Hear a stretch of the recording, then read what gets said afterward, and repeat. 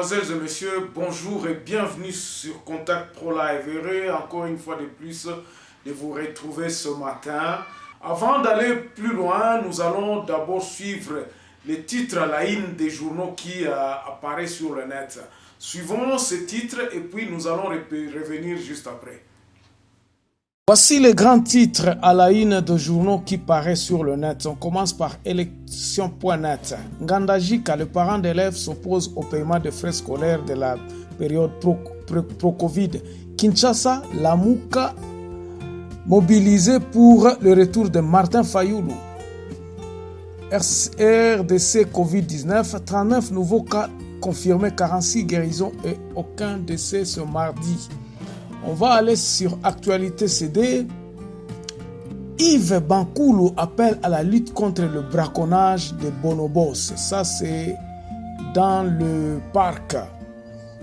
Et puis, le corps des militants de l'UDPS découvert dans la rivière de Lubumbashi portait des traces de mutilation. HRW demande aux autorités une enquête approfondie. Tshisekedi a rencontré le CEICO. Les syndicalistes se montrent optimistes pour la suite. Congo profond parle de Goma. Plusieurs personnes immobilisées au stade de Volcan pour non-port de cache-nez. Actualité sportive, boxe, la fédération de boxe annonce la reprise des activités le 15 août.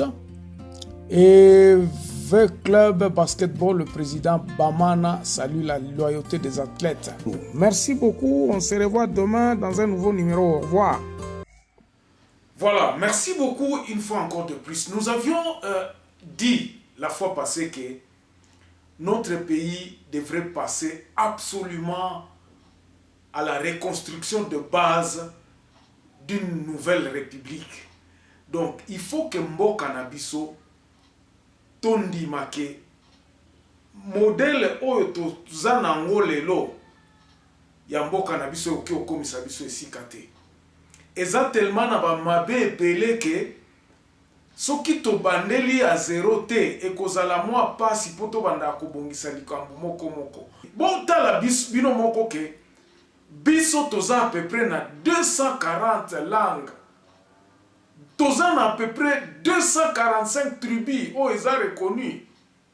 Et ça est belé, donc nous sommes vraiment mosaïque moko ya ba culture que nous devons chercher comment ba culture wana nyoso et vivre ensemble et se respecter. Biso nyoso tozala na pays na biso moko oyo ba culture wana eza ko se retrouver avec leur culture. Pourquoi? Parce que Batebele bazo kanisa que non, il est facile aujourd'hui de dire que non, makambo ba tribu Siri et puis makambo ne Siri bakobanda se reconnaître souté. Non, nous avons vécu ça à l'étranger. Attends l'étranger dans chaque ville du pays. Dans chaque ville du pays, ozala na Mbandaka, ozala na Bukavu, ozala na Butembo, ozala soki na bas Congo, na Congo central, vous allez trouver batu baza ko se regrouper selon leurs affinités. Moi je suis un fils d'un médecin. Totambola pratiquement la République Mobimba. Mais à chaque fois lorsque nous nous retrouvons quelque part, et là on ne bande ko luka to bande ko mona ke no batu oya Kivu ya côté wana babande ko ya ko recevoir papa Nabiso, on était résidents de mutualité. Donc pour vous dire que ces histoires là ne peuvent pas être bannies d'un coup ou bien balongoli yango kakabo d'un clin d'œil. Et ko simbate diplôme kwana ko ezalakate. Quand vous partez en France, la première des choses que vous recherchez nous les Congolais, comme en France autouni aba Congolais bazalakapi. Quand tu as retrouvé les Congolais, au komi kotala, oh ah, mon cher, yo outi wapi, oh non, biso moni toza ba Congolais mais toza na organisation moko ya ba Swahili ou bien ba amboko soki banani soki banande to se réunissent à côté. On se reconnaît des Congolais mais ensemble nous reconnaissons encore nos tribus. Omoni babiloko yango wana. Donc, on ne peut pas... culture nabiso, c'est ça nous les Congolais. Nous pouvons nous aimer, nous pouvons... Mais nous allons chercher... Oh, outi wapi. Non, on a outi na Congo central. Oh, abino boloba munu kutuba. Quand vous êtes entre vous, les Kassaïens vont parler les Chiluba. Ça, c'est tout à fait normal et naturel. Au comment on a Kassaïens, donc, tribu au Kutungana appréciaka mingi. Même dans la diaspora, au Kutabana Bakassaïens bazolo bachiluba. Au Kutabana ya bato ya bandungu, msusu bazakolo bakikongo. Mais les Kassaïens sont plus vraiment attachés à leur culture et on ne peut pas leur arracher ça. C'est impossible. Non. Le grand problème, il faudrait que nous reconnaissions ça, que notre culture est ancrée à nous. Vous naissez au Congo, vous mourirez au Congo. Ato obali muluba, okokufa muluba. Tangu mususu kwa oh non, ndekona biso na abala mu Congo. Ndekona biso oh yo bala mbuza, oh bala mtu ambandaka, oh bala mtu akisangani, oh bala. Mais vous allez voir que Batuna Batu Bazana Batribi wana. Alors, nous nous sommes dit, pour que le pays puisse avancer vraiment de l'avant, il faut reconnaître Batribi wana. Donc, recensement na biso, il faut tenir compte na Batribi. Il faut que les tribus puissent être comptabilisées. Toebi que non, Ataba tribu oh estamso tikala na ba 120 000 personnes parce que il y a d'autres personnes qui disent que non ils en a ba tout moi ba tribu à mike qu'ils soient petites ou grandes, il faut d'abord te reconnaître bango.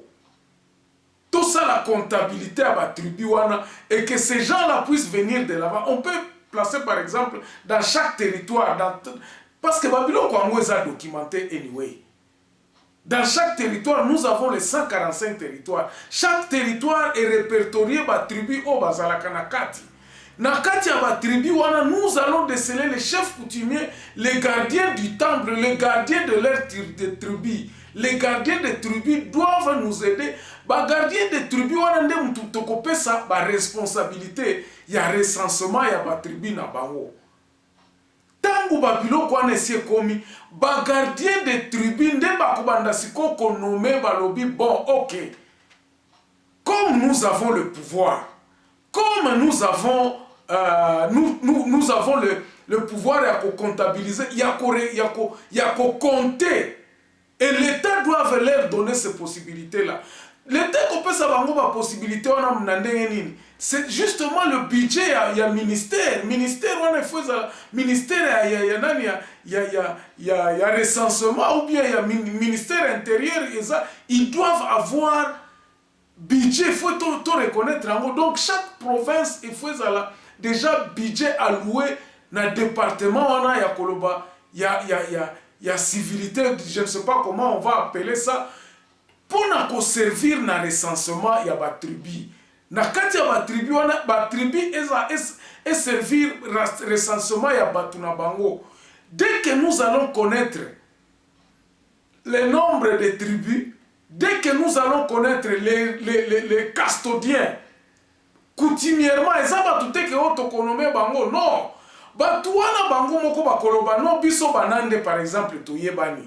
Toyebi banande baza comment ils sont structurés, nous les savons. Et nous pouvons, avec nous les Nande, là-bas à Butembo, Togoki Koloba, non, Rwanda biso aza côté kuna, on de mutoza na banande zana boybo, chaque culture aza na histoire na bango. Et on va leur donner comment, baza ba intellectuel, bazali bako salisa na kuna Koloba ke no, bon, nous allons nous organiser.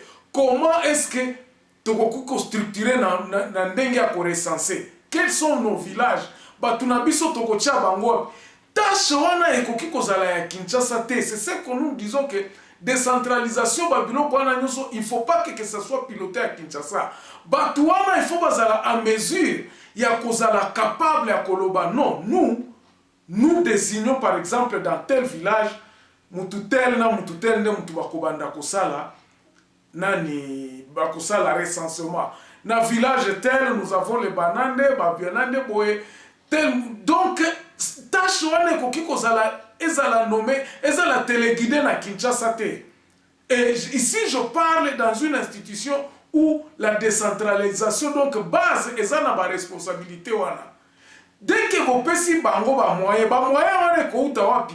Ekouta na ba entité décentralisée. Si nous partons na cas ya décentralisation ya pays, les entités décentralisées selon moi, il faudrait que les territoires doivent être ezala entité décentralisée, ezala na pouvoir nango sur leur terre, ezala na pouvoir nango ya économie na bango, ya fonction publique na bango, donc beaucoup, surtout fonction publique, ezala na pouvoir à co-générer bambongo à partir de la matière première oyo ezana na kati ya nani ya territoire na bango. Il faudrait que mbongo wana euta kuna ya ngone mtoko banda ko financer ba biloko nyoso oyo nyoso tu wana. Alors, comment ça va se faire le recensement? Dès que nous avons sélectionné banani batu oyo baza à mesure ya kozala ba custodien ya ba tribu na bango, batu wana bapesi bango ba moyen ya koloba ke no bon voici ba bureau na bango. Ba bureau wana ekozala bureau à part, il faudrait que ça soit le bureau de l'État.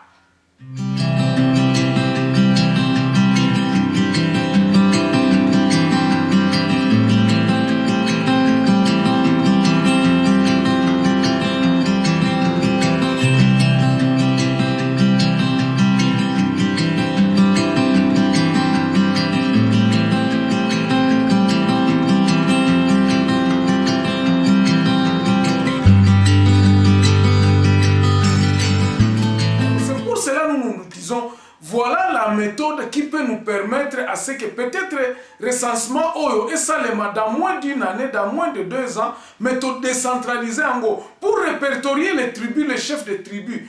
Ça, ce n'est pas un problème. Et ça problème, attends, parce que les documents sont là et que tout le monde nous... Et progressivement, on va commencer à conférer le pouvoir à la base. Nandenge ke mutu batu na batu bakomi ko se sentir que non, vraiment na Congo na zai pa na ngai, ça c'est mon pays, je suis bien chez moi, je peux investir chez moi. Les gens qui sont à l'étranger par exemple, lorsque vous êtes reconnu comme un Munande ou azo vivre par exemple en Nouvelle-Zélande, je pense ici à mon frère Prezo qui est na Nouvelle-Zélande, aza Munande, aza kuna, dès qu'il y a zonga, toyebi ke Prezo azongi na ndako. Prezo akoya, bisu bandeko bakwa, non, je vais, na lingina sala, bilanga nanga, tomate, tout ça, na lingina investir, awa epa nangai. On va l'accueillir à bras ouverts, bon, ça ce seront des capitaux des enfants du pays. Tant qu'il est identifié par sa tribu, Batouana va en confiance et tout le monde pourra vivre ensemble comme dans un beau pays où il faut beau vivre. Merci beaucoup, on se revoit beaucoup. J'espère que ce genre de projet vous a excité. Si vous avez des commentaires, laissez en bas ici ou bien contactez-moi, appelez-moi. Je suis tout le temps 24 heures sur 24 ouvert mon téléphone. Vous pouvez m'appeler, on discute, ou bien vous pouvez me contacter sur WhatsApp. Surtout, n'oubliez pas de partager, n'oubliez pas de vous abonner nombreux sur ces chaînes, car nous essayons un peu d'apporter des solutions à notre chère République démocratique du Congo que nous aimons tant. En tout cas, nous nous arrêtons ici en vous souhaitant de bonnes choses. On se retrouve demain dans un autre nouveau numéro. Portez-vous bien. Au revoir.